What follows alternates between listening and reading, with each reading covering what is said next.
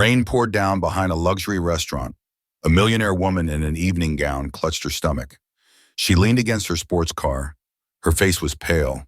She whispered through the pain, "I can't go to the hospital." A single dad mechanic stood nearby.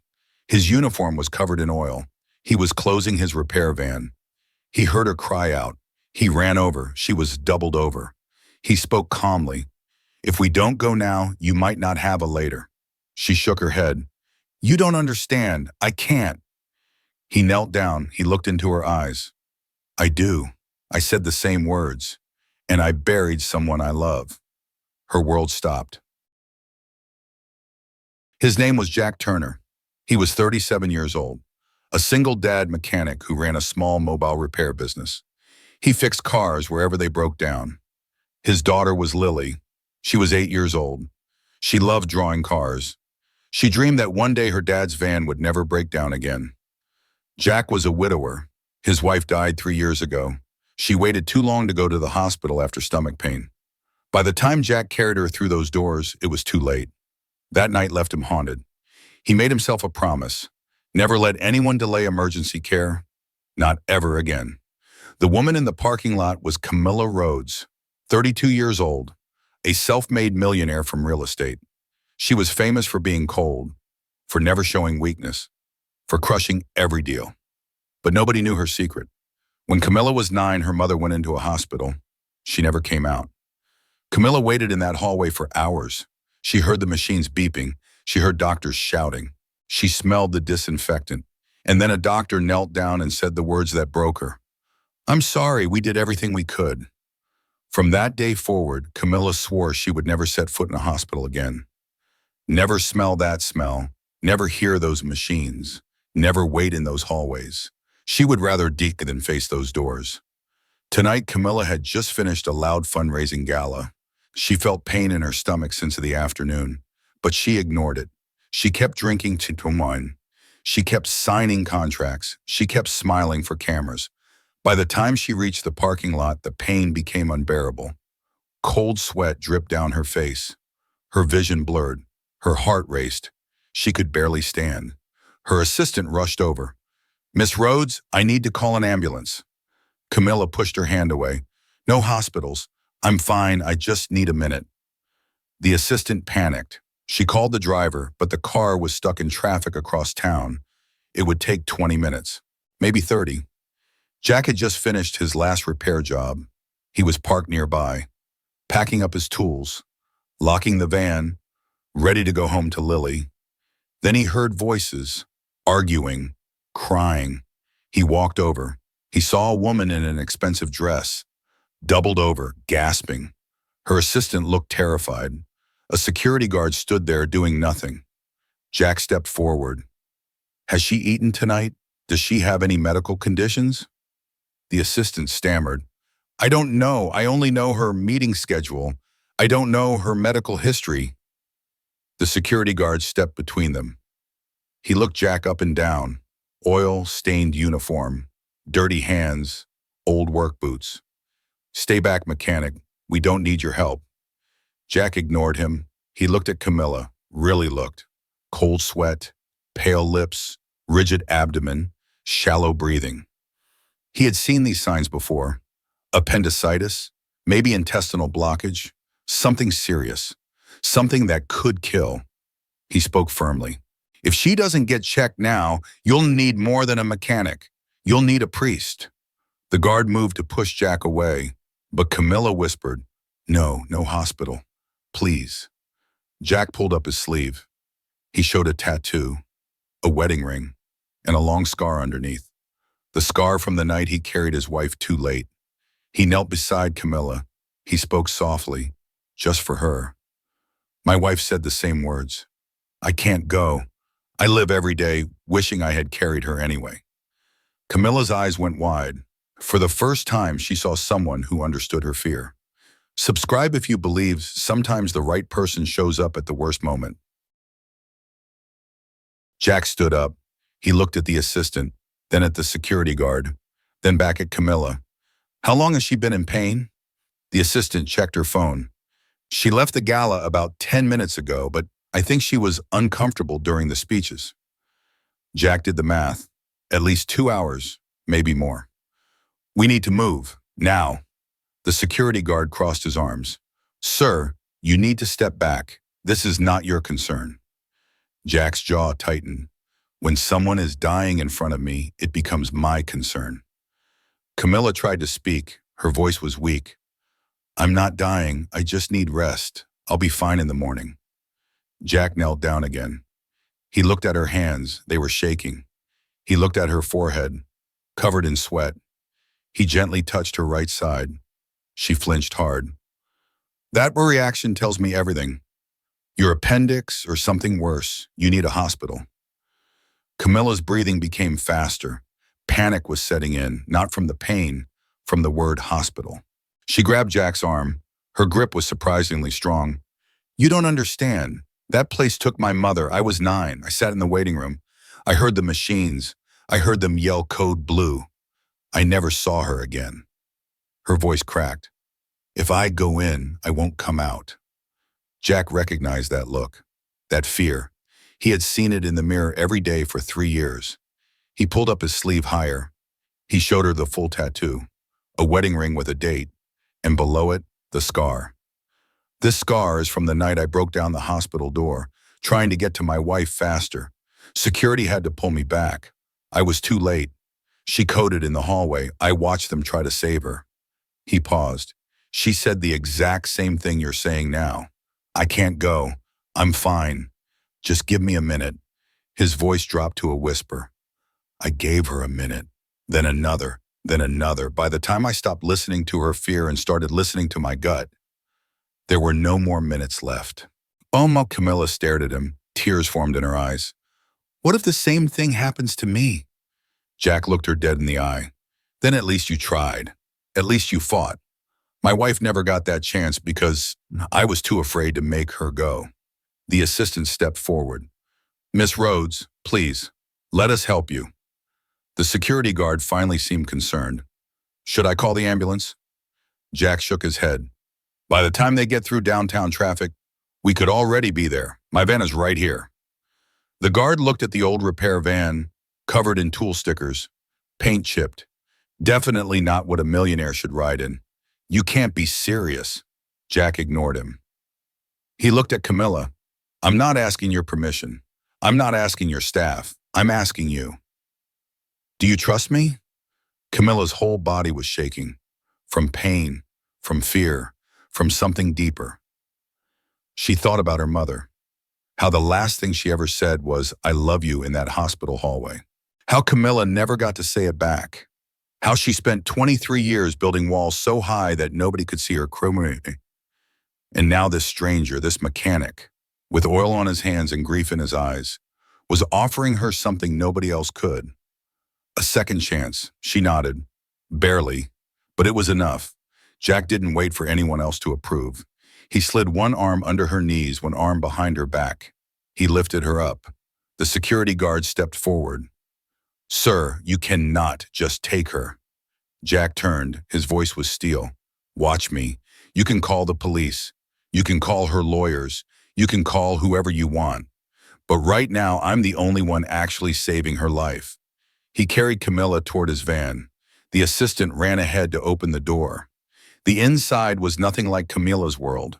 No leather seats, no luxury, just a passenger seat with a blanket and a child's drawing taped to the dashboard. Lily had drawn it last week, a picture of their van with wings. And the words, Daddy fixes everything. Jack set Camilla down gently. He buckled her seatbelt. He grabbed a clean shop towel and put it in her hand. If you need to throw up, use this. If the pain gets worse, squeeze my arm. Don't be brave. Just tell me. He ran around to the driver's side, started the engine. The van sputtered once before roaring to life. As they pulled out of the parking lot, Camilla looked through the window. She saw the hospital sign in the distance. Those words she had avoided for decades. Emergency entrance. Her chest tightened. Not from pain, from pure terror. Jack noticed. He always noticed. Listen to me. Fear killed my wife faster than any disease. It made her wait. It made her hide. It made her think she could handle it alone. He glanced over. I refuse to let fear kill you too. Camilla closed her eyes. A tear rolled down her cheek. What if I can't do this? Jack's voice was gentle but firm. You already are. Type go if you want to see what happens at the hospital. The drive took 12 minutes, but for Camilla, it felt like 12 hours. Jack kept talking, keeping her focused, keeping her awake. Tell me about your business. What do you do? Camilla's voice was strained. Real estate? Commercial properties? I flip buildings. Jack nodded.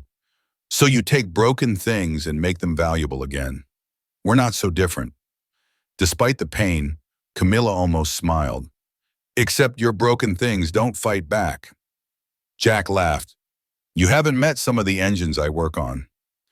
He turned onto the hospital street. The emergency sign glowed red in the rain. Camilla's breathing changed. Faster. Shallower. I can't. Jack, I can't. He pulled up to the entrance. Put the van in park. Turned to face her fully. You know what I realized after my wife died? The thing I was most afraid of wasn't the hospital. It was living with the regret of not trying. He pointed to the doors. Those doors? They're just doors. What's scary is what happens if you don't walk through them. Camilla stared at the entrance. She could see the bright lights inside, the nurses moving, the gurneys, the machines. Her hands gripped the seat. I can't breathe. Jack took her hand. Yes, you can. In through your nose, out through your mouth, just like that. He breathed with her. Slowly, steadily. My daughter Lily, she's 8. She asks me every night why mommy didn't come home from the hospital. You know what I tell her? Camilla shook her head. I tell her that mommy was so brave, that she fought so hard, but sometimes brave isn't enough if you start fighting too late. His voice cracked slightly. I also tell her that one day I'll make sure I help someone else's little girl not lose her mommy, even if that mommy is all grown up. Tears streamed down Camilla's face. I don't have kids. Nobody's waiting for me. Jack squeezed her hand. I'm waiting. Right here. I'm not leaving. He got out, came around, opened her door, lifted her again. She didn't protest this time. As they approached the automatic doors, Camilla buried her face in Jack's shoulder. I can't look. Then don't. Just hold on. The doors opened. The smell hit her immediately. Disinfectant, medicine, that unmistakable hospital smell that lived in her nightmares. She started shaking.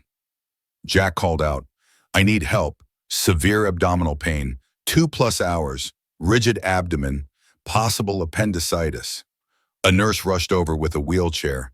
Jack carefully set Camilla down, but she grabbed his arm, wouldn't let go. You promised you'd stay. I'm right here. I'm not going anywhere. The nurse started wheeling her back. Jack walked alongside. A doctor appeared, young, efficient. When did the pain start? Jack answered because Camilla couldn't speak. She felt discomfort around 6 p.m. By 8:30, it was severe, right lower quadrant, guarding, sweating, elevated heart rate. The doctor looked at Jack. Are you family? No, but I know the signs. My wife died from delayed treatment. Same symptoms. The doctor's expression softened. He understood immediately. We'll take good care of her, I promise. They wheeled Camilla toward the examination room. She looked back at Jack, eyes wide, terrified. He gave her a small nod. You're doing it. You're the bravest person in this building right now. As she disappeared behind the curtain, Jack slumped into a plastic waiting room chair. His hands were shaking. He hadn't realized how scared he was too. A nurse approached him. Sir, are you all right? You have blood on your shirt. Jack looked down. He didn't know if it was from Camilla or from when he scraped his arm on the van door. I'm fine. The nurse studied him carefully. Are you family? No. Then why are you here? Jack looked at the hallway where they took Camilla. Because 3 years ago, I sat in a room like this and waited too long. Tonight, I made sure someone else didn't wait. The nurse's eyes softened. The bathroom is down the hall if you want to clean up. Jack shook his head. I'll wait. 20 minutes passed, then 40. Jack didn't move. His phone buzzed. Lily's babysitter. Is everything okay? You're usually home by now. Jack texted back. Emergency, I'm at the hospital. Tell Lily I love her. I'll explain everything tomorrow. An hour passed. Jack's eyes started to close. The exhaustion of the day, the adrenaline crash, but he forced them open. He promised he'd wait. Finally, the doctor emerged. He walked straight to Jack. You saved her life. Jack stood up. She okay? Acute appendicitis, another 2 to 3 hours and it would have ruptured. She'd be in septic shock. It would have been very bad. Jack's knees almost gave out. He sat back down hard. Can I see her? She's in recovery. She's been asking for you. Jack followed the doctor down the hallway. Past rooms with beeping machines, past nurses rushing, past all the things that haunted him. But this time, he wasn't too late. They reached a small recovery room. Camilla was in a hospital bed. V in her arm, oxygen tube under her nose, but her eyes were open. She saw Jack and immediately started crying. You stayed. Jack pulled up a plastic chair next to her bed. I told you I would. Camilla reached for his hand. I walked through those doors. I actually did it. No, you ran through them, even while you were terrified. She looked around the room at the monitors, the machines, the sterile walls. This is the room my mom died in. Not this exact one, but it looked just like this. Jack nodded. I know, but this time you're not leaving in a body bag. You're leaving with a second chance. Camilla squeezed his hand. Why did you do this? You don't even know me.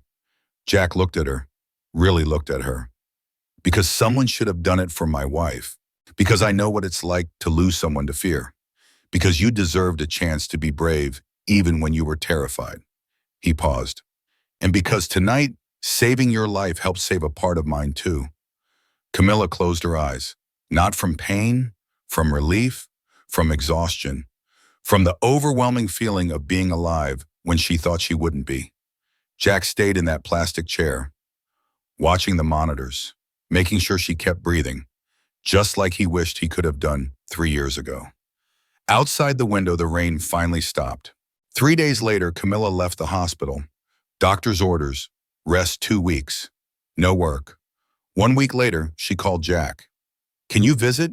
Bring Lily? You don't owe me. Please. They rode the elevator to floor 40. Lily pressed against the glass. Is she rich? Very. Is she nice? Learning. An assistant led them to the corner office. Windows, expensive furniture. Camilla stood by the window. Different now, jeans, sweater. You're pretty, Lily said. Camilla laughed. Thank you, Lily. Your dad said you draw. I draw cars. Camilla handed her a sketchbook. Draw for me. Lily's eyes went huge. She ran to the table. Jack looked at Camilla. You didn't have to. Nobody saw me that night. They saw the millionaire. You saw someone terrified. Jack nodded. Fear looks the same.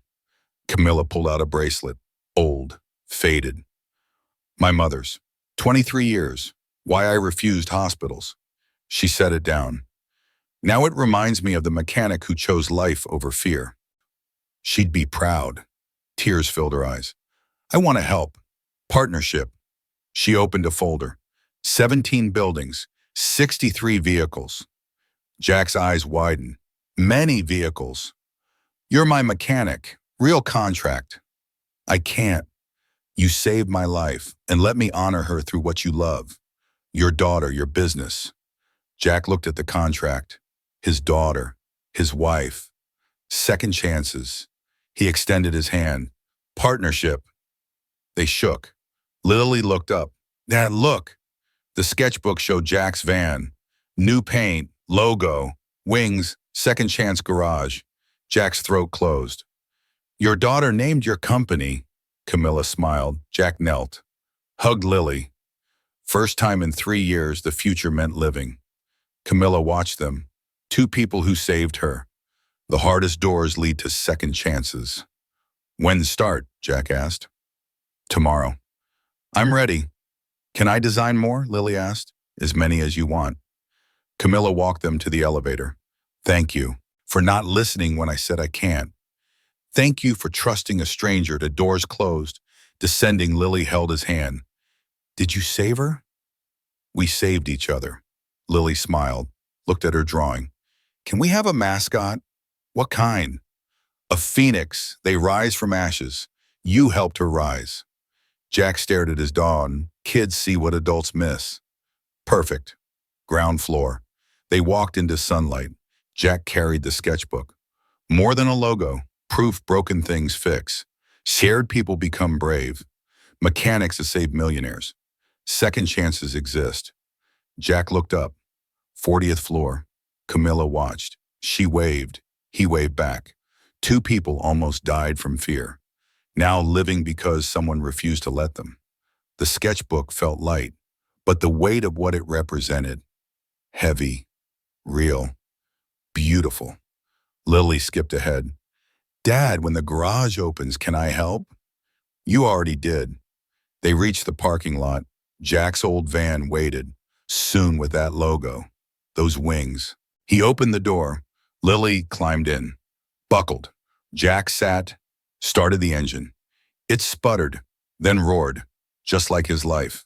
Sputtering 3 years, now roaring back. He pulled out, headed home. Tomorrow everything changes. New partnership, new business, new future. But today, this moment, he had his daughter beside him. A promise fulfilled. Proof that sometimes saving someone else saves you too. The sun was setting now, orange and pink across the sky. Lily hummed a happy song, something about phoenixes and second chances. Jack smiled, really smiled, the kind of smile that reaches your eyes and touches your soul. His wife would have loved this, loved seeing him happy again. He glanced at the rearview mirror, the city skyline behind them, but the future ahead growing bigger. Six,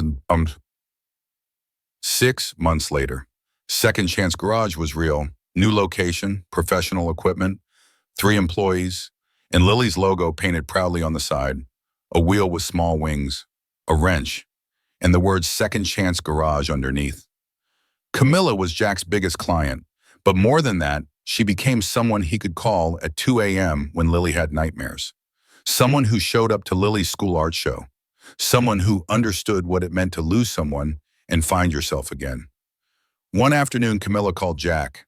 I need you to come with me somewhere. Where, Hoa? You'll see. They drove to the hospital, the same one from that rainy night. Jack parked in the same emergency entrance. Camilla stared at the building. I'm donating money to renovate the emergency wing. New equipment, better waiting rooms, faster care. Jack looked at her. That's incredible. Camilla unbuckled her seatbelt. I need you to walk in with me. One more time. They got out of the car, stood in front of the automatic doors, the same doors Camilla had been terrified of 6 months ago. She took a deep breath. That night I said I can't go. You dragged me through these doors anyway. Jack shook his head. No, you walked. I just refused to let fear carry you the other way. Camilla smiled. She stepped forward. The doors opened. This time she walked through without hesitation. Inside, they met with the hospital director, signed the donation papers, toured the emergency wing that would bear her mother's name, Maria Rhodes Emergency Center. As they stood in the new waiting room, Camilla turned to Jack. My mother died here. For years, I let that define this place.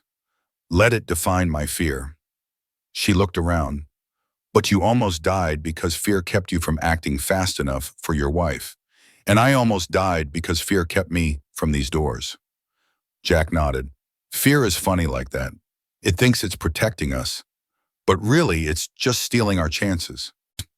Camilla pulled out her mother's medical bracelet, the one she had carried for 23 years. She handed it to the director. I want this displayed here as a reminder that sometimes the hardest doors to walk through are the ones that keep us alive long enough to find out why we were spared. The director accepted it carefully. We'll put it in a place of honor. Jack and Camilla walked out together, back through those same doors and into the sunlight. Lily was waiting in Jack's truck. She waved when she saw them. Camilla smiled. Thank you for not listening when I said I can't go. Jack opened the truck door. Thank you for trusting a stranger covered in oil to carry you. As they drove away, Lily asked from the back seat, Dad, did you save another person today? Jack looked at Camilla. She looked back at him. They both smiled. No, sweetheart. Today we saved each other. Subscribe if you believe one stubborn act of kindness can rewrite someone's entire story.